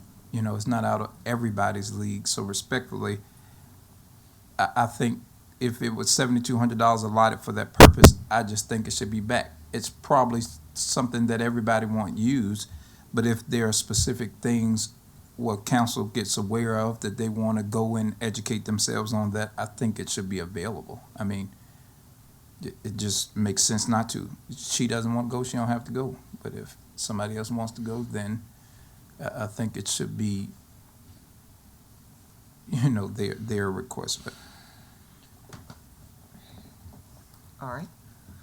Counselor Pelham? Well, I would agree with the young man, Council Holloway, of course. And as far as educational purposes for the National League of Cities as well, I don't think Council Denton has ever gone to one, but they do offer extended education on a more of a global and small city. I mean, they have educational classes from towns that only have 5,000 people in it, and all the way to the multi-million population in larger cities. But the networking is great, and it is an educational opportunity, and I would encourage all the new counselors to plan to go. And don't go through the guilt trip. This is the only, when you meet people at those at that conference, it just amazes me how many people come year after year, and you just learn quite a bit. So I would definitely agree that the council should not be deprived of an opportunity to broaden their knowledge base because of some antiquated thought process. right. But anyway, and so that would definitely be an aim. I don't think we can't. The idea of managing it is fine as well. It just ends up being a political base for someone else to try to demean someone else's choice when you do it that way. But you know, that's what you have to live with. But either way, I think it's money that should be appropriated in the council's budget. And of course, the meal type things. There are counselors, I mean, all over in county supervisors all over Virginia Right. that eat at 12 o'clock and 2 o'clock in the day, and they serve their leaders lunch. We're the only critical few people Right. made this spending this money for the leaders something personal and demeaning, but it's for the better good to me. Thank you. So I think Dr. Manker, if I'm hearing everybody right, you know, this, you know, compromise of, you know, basically consolidating, you know, the three accounts, the communications, the marketing, special events, and the ward improvement fund, and just Into- create, you know, Ward 1, Counselor Yep. Fund, 1, 2, 3, 4, 5, 6, 7, Yep. and let, you know, each of us manage that money. I think that's the best way to go about doing it. You know, we're all grown adults. I think we can all perfectly manage our money, just like, you know, department directors manage theirs. So I think that's pretty much gotten everyone's approval consensus with it. Now, how do we excuse me, how do we determine what is factored in? Because the ward funds are 3,000, and then the previous for the travel was 7,200. And then what was the third thing? No, Is we're- it- There's communications, marketing, special events, and ward improvement. advertising. So what I would say is that we take away the 15,000 for advertising and across the ward.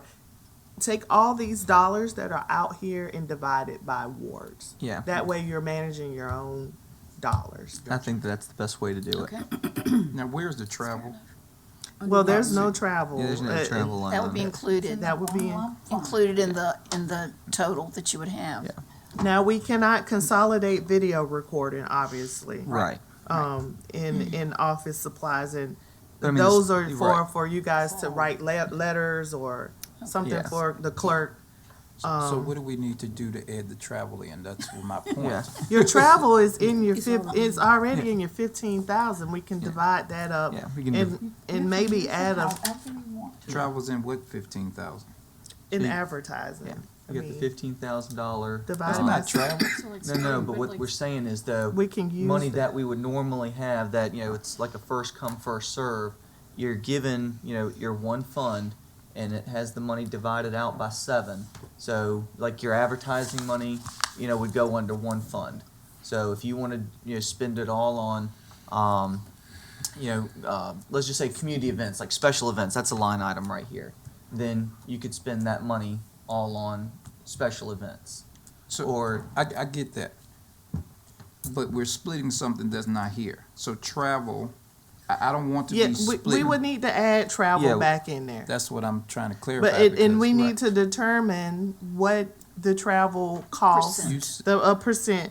And I can come back with a number. We can guess that traveling, if you take 2 trips by plane, we're looking at $1,000 per trip. Lodging will probably cost you about $5. And then the convention itself, registration, somewhere between $500 and $800. Yeah. That's for one person. So we're looking at $3,000.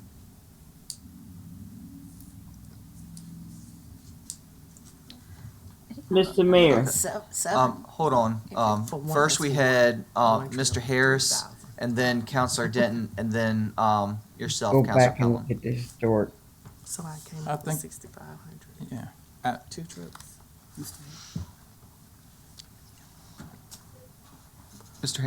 Counselor Harris? I'm up.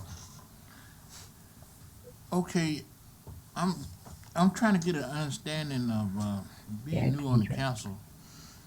I'm trying to get an understanding of how much money we got to divide up and what we can use it for, so. And I understand, travel and, conferences and education. Let me say this about education. I think it's good education for us to network. In regards to, that is in itself a plus, in my estimation, for us as counselors. We are always comparing ourselves to other localities whenever we're talking about doing anything. What do they do in Petersburg? What do they do in Richmond and wherever? So when we get in a position to actually find out in networking with individuals from individual cities all over the country, that's overwhelming. I've been there, I've done that. As a matter of fact, I've networked all over the world. So I'm definitely for that, and I think it will make us a better council. I do believe it will. Now, what it is that I would do if I was finding out anything about, it would be, of course, putting us in Hopewell on the world map. And, we have cities like New York City, like LA, DC, and everywhere else that's going to be a part of those. And I used to sit at the table with the individuals like that, and it was overwhelming. So that's all I'm going to say about that. I do think it is worth it.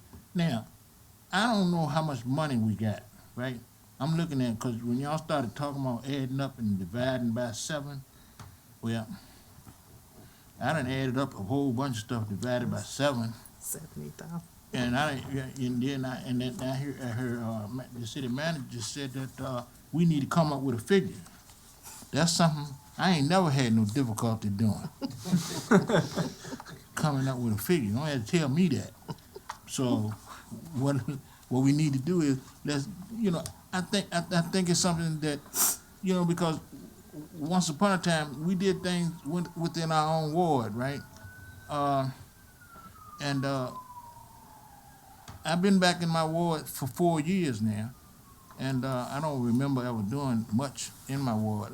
I know I had a few ward meetings that I went to, but in regards to circulating around through the ward, I had planned to do that anyway. But okay, so I'm not gonna talk long on this, but if it's a figure, somebody need to come up with it. If you want me to do it, I'll do it. But if you're gonna come up with the figure, let's get on with the figure. Yeah, I think Dr. Manker's going to go back and look at the Yeah. historical context of Yeah. what we've had in the past, and then bring it back to us. I can do that. Because y'all didn't say nothing about the first figure on there. The first line item. Full-time salary. Yeah, ain't nobody said nothing about that. What is this? The full-time salary. I mean, those are the counselor salaries. Hey, I'm for you. Want me to get a figure on that? I figure give me a raise. I would say we could probably include $7,200 to include your ward costs and your travel costs for everything, and you can determine for your ward what you would like to do with that. Two trips will probably cost you about $4,000, and then you still have your $3,000 left over for your ward account. That won't include the rest of the stuff though, would it? $7,200 for per ward, okay? For travel? But I'm saying this is including For travel, conferences and everything. advertisement, and award funds altogether. That's That's for travel and ward. Your conference, your advertisement is gonna be divided by 4. That gives you $2,100. So you're looking at really a total of $9,000 if we smooth everything out. We're gonna divide that by 4 if you do it, or can you divide it by 7? 7, 7, okay. and that's $2,100 for advertisement. So the convention, conferences, and travel are 4,000. Convention No. and travel, 4,000, 2,000 per convention. It's kind of where you need to stay in budget. 3,000 for your ward, that's 7. And then 2,100 for your advertisement. I like to see the history. I can provide you with the history of the cost. Not everyone took advantage of it, but that's been what's been broken out in the past. Okay. It's more than that. Yeah, because It's more than that. it seems like it went from 7,200 down to 4,000. More, it's cost more now than it did back then, so Thank you. I'm just not in agreement with taking it down. I'd rather for it to be there, And not using. and not use it, than for it not to be there. What do you suggest? What do you? What do you suggest? I mean, I came up with 9,200 if we were to smooth out the rest of the budget, keep the ward 3,000 and 4,000 for travel. That came up to 92. Now we can make it a good round figure of 10 per counselor, but I wouldn't go more than that. I think we'd have the citizens screaming at us. I mean, well, that's inclusive of One everything. thing- They can scream, I'm not worried about them screaming about stuff that makes sense. I think that the citizens would appreciate anything that's gonna go towards us, one, educating ourselves, and then two, anything that's gonna benefit our ward, I'm just hearing everything else that was split up. If we're splitting everything else up, and then I heard that there was a $7,200 bad travel bad self, and now saying, hey, it's $4,000 travel. That's still not coming to the figure of where everything was. Now, if the $10,000 is for ward for the for our ward budget, which would be 3,000, and then travel and conference is the 7,000, then that would make sense. But if that 7,000 is split up between other things listed, that doesn't make sense.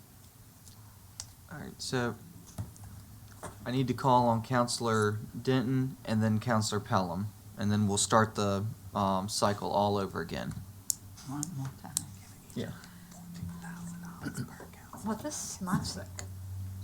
This is my second time. But we're in a work session. It doesn't apply in work sessions. I'm just trying. Believe me, I was thinking the same thing. I'm telling you, this is my second time.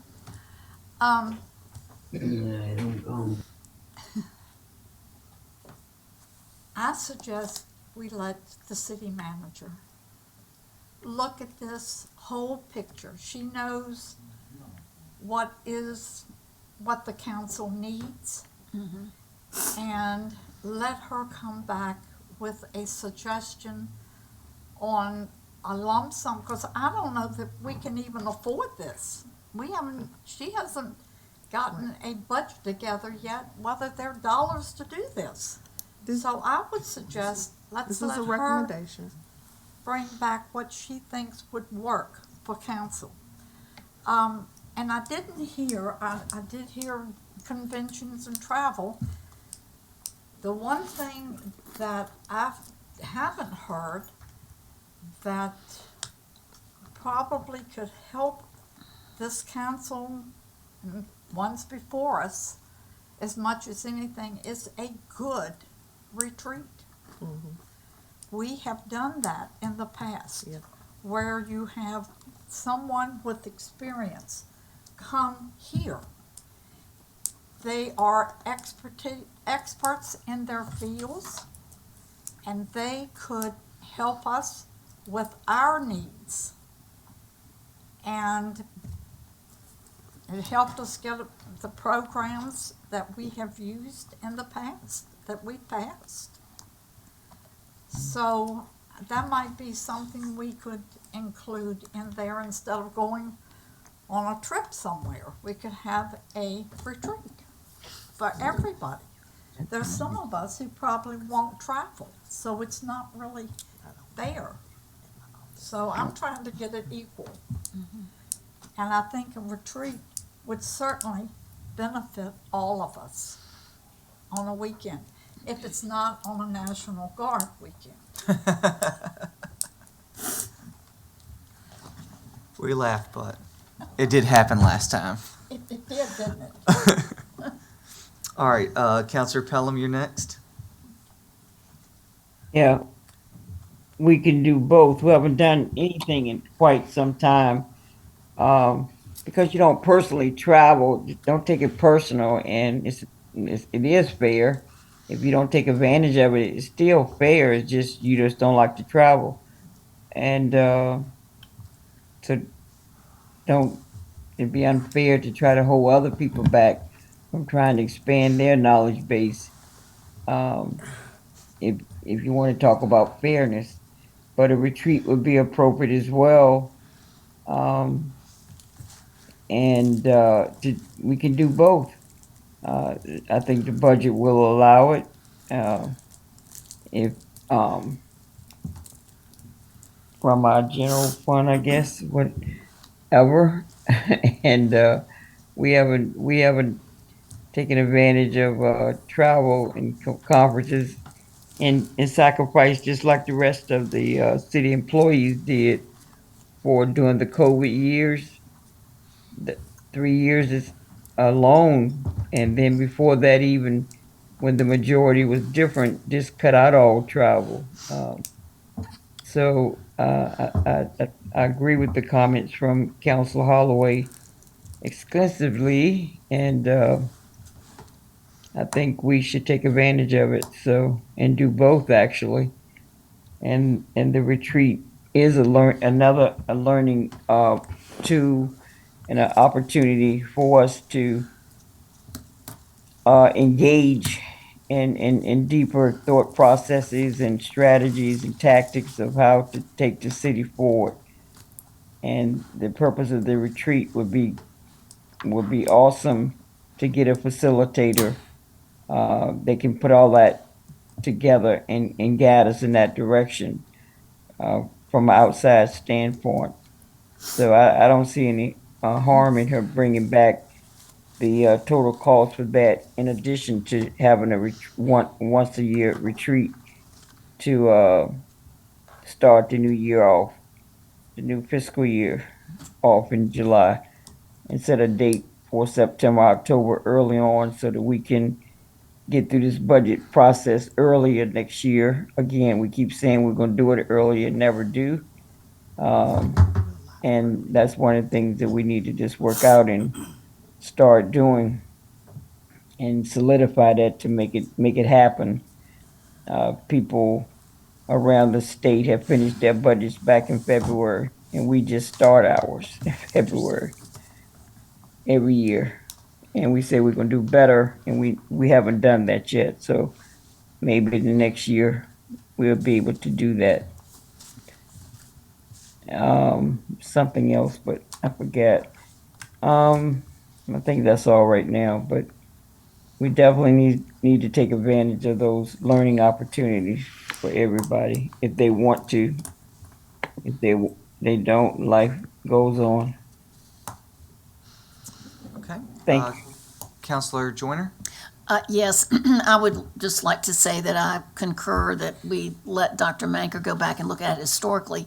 I do agree that it is good to network, and I know that for me personally, the National Main Street Conference, because of my affiliation with Main Street, has just been a wonderful, wonderful experience to, see all the things that are being done throughout the country. So I'm sure there are similar things in terms of in terms of VML from a statewide perspective, and then National League of Cities. I think we just have to be prudent in terms of which conferences we do attend and make sure it's something that's really going to benefit us. And I also concur that a retreat would be wonderful. But I do defer to Dr. Manker for those numbers, and these are recommendations only at this point in time. So I think it's been a good discussion. That's all. All right. So, Dr. Manker, I think you kind of have some marching orders. All right, so last thing on our agenda tonight is to discuss the outside agency requests. In your packet, the finance director and myself tried to give you a list of outside agencies and their requests.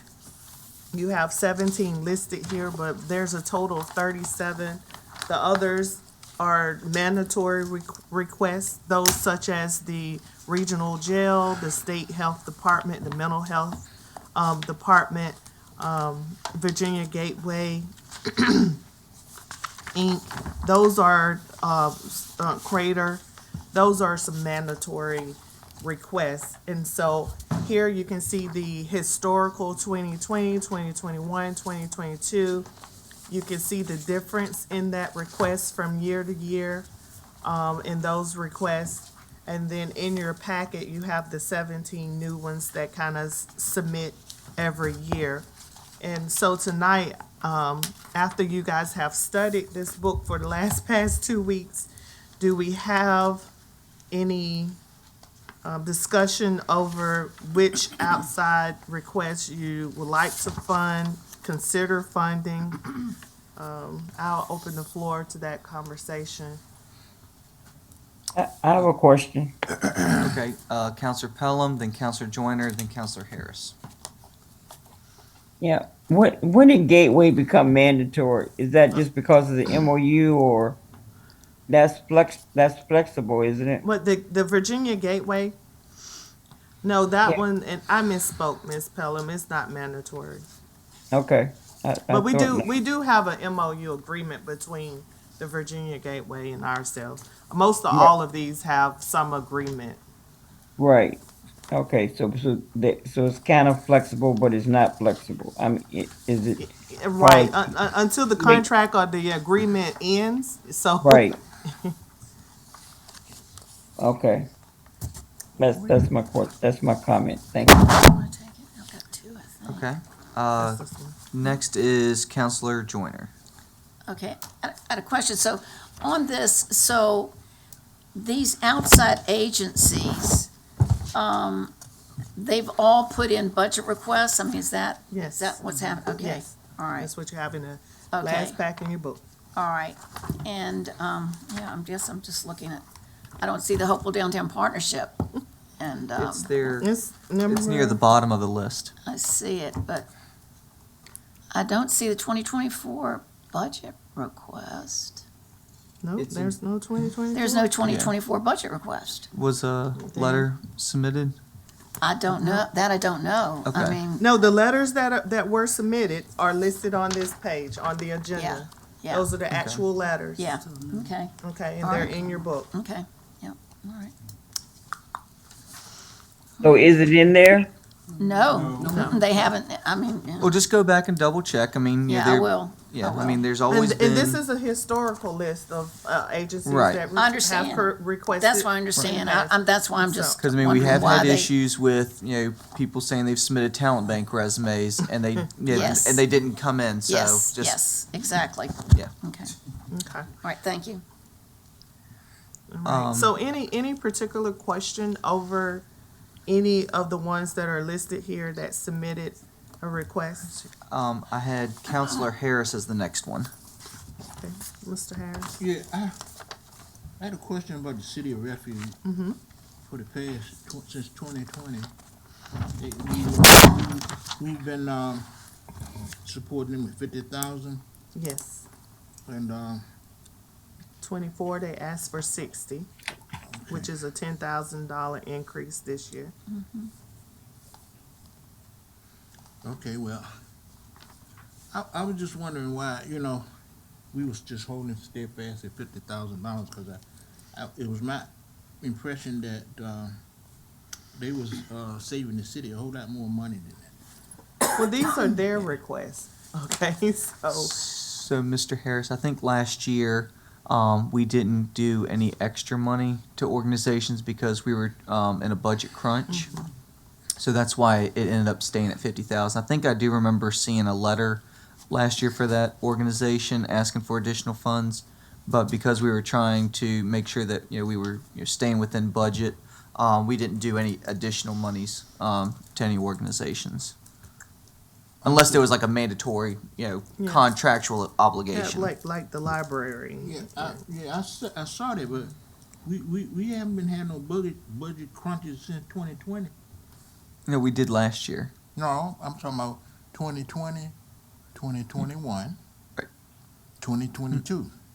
So We we had had the budget crunch in 2022, right? so we had the budget crunch for 2023, the budget year that we're in right now. 23, yeah, right. And then fiscal year 21 is when COVID hit, and then that's when we did a lot of budget cuts in order to make sure and created I think like one or two additional contingency funds because we just didn't know what the budget was going to shake out to be. So then the in between year would I guess then been fiscal year 2022.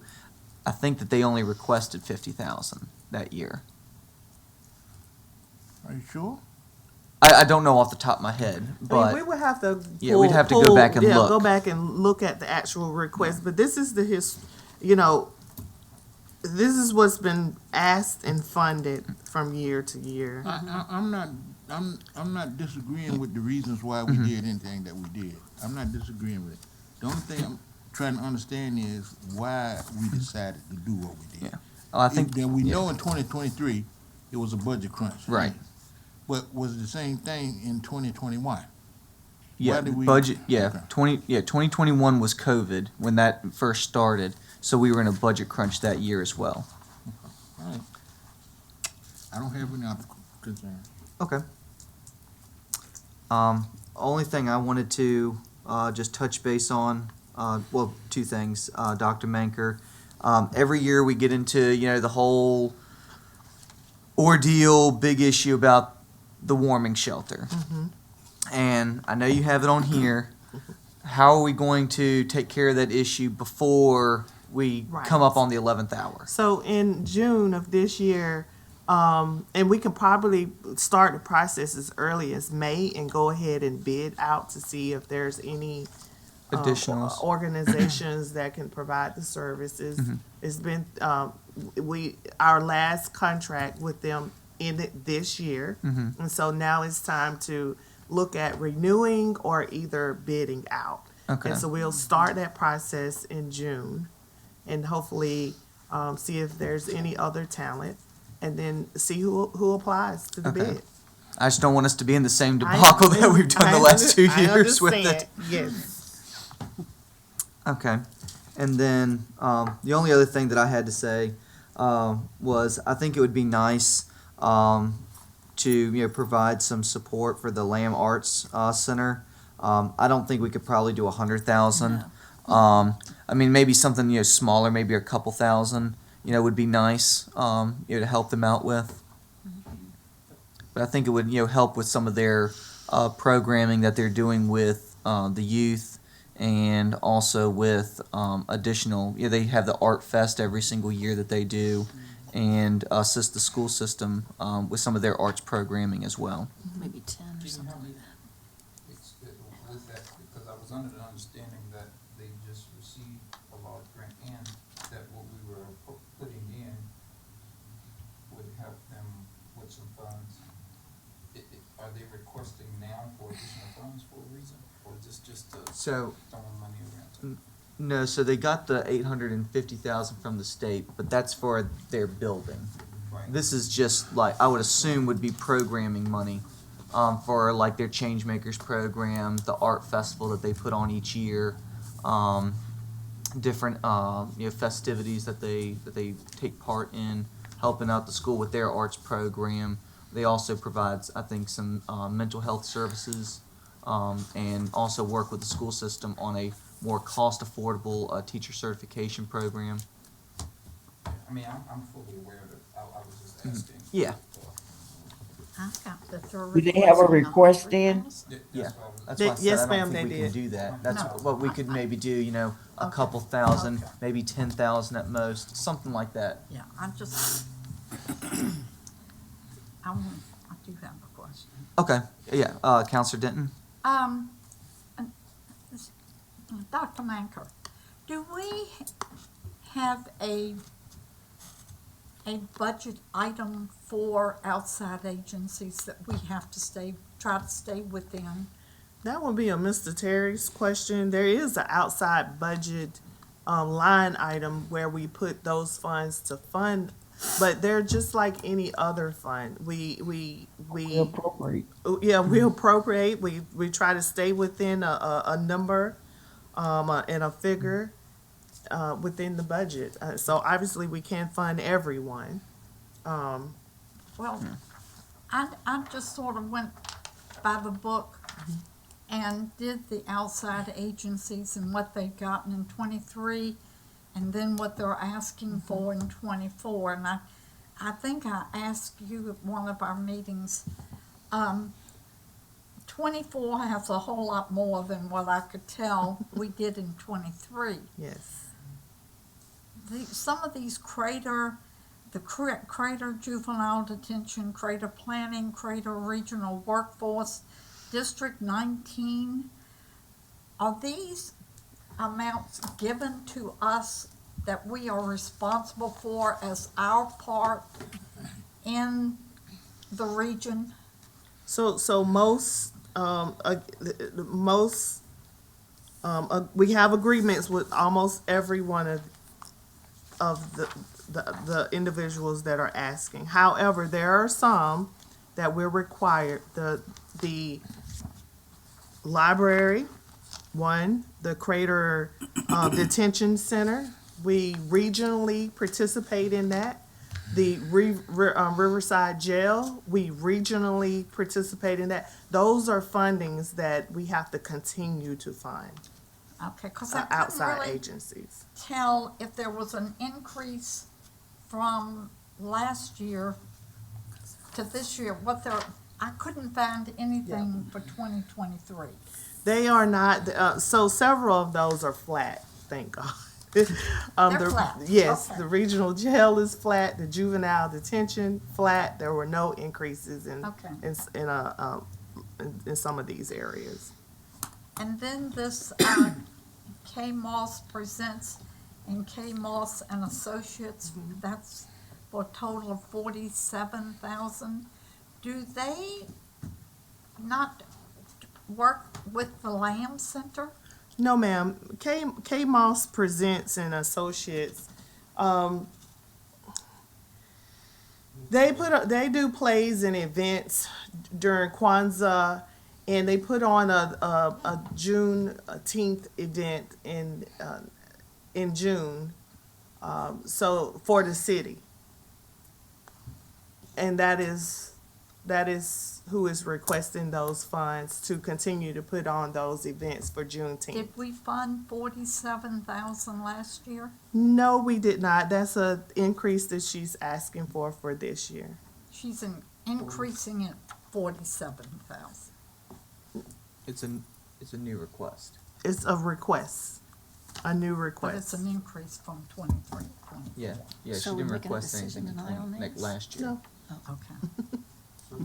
Okay, so this is for 24. Okay, So going forward, what I can do is I can break out the ones that we are required to fund. Let's start there. Yeah. And then the ones that we can have further discussion on how we would like to see the that would And- help. yeah, What and- we, if there's anything we can adjust or Sure. And I some would we try, can't. to, put like a dollar figure on there and let us work on, within parameters. Sure. No blank checks. No, you're right. Okay. All right, Okay. all right. Well, if there's no other lights, Can you repeat that last statement that you made about the parameters? yeah, so to have Dr. Manker present us with a recommendation of like a dollar figure that we would stick in that we don't have like contractual obligations with for outside agencies, and then we try to work with either within that number, hopefully not go over, but maybe go under, but to basically give us like a left and right limit. That way we're not just shooting, kind of pie in the sky. That makes sense. So this will be something that we would do each budget session, not just set it. Correct. Sounds good to me. Okay. All right. Is there a motion to adjourn? Motion to adjourn. All right. All in favor say aye. Aye. Any opposed?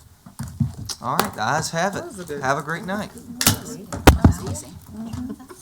2 hours. Is that No, that's wrong. Oh, that's it.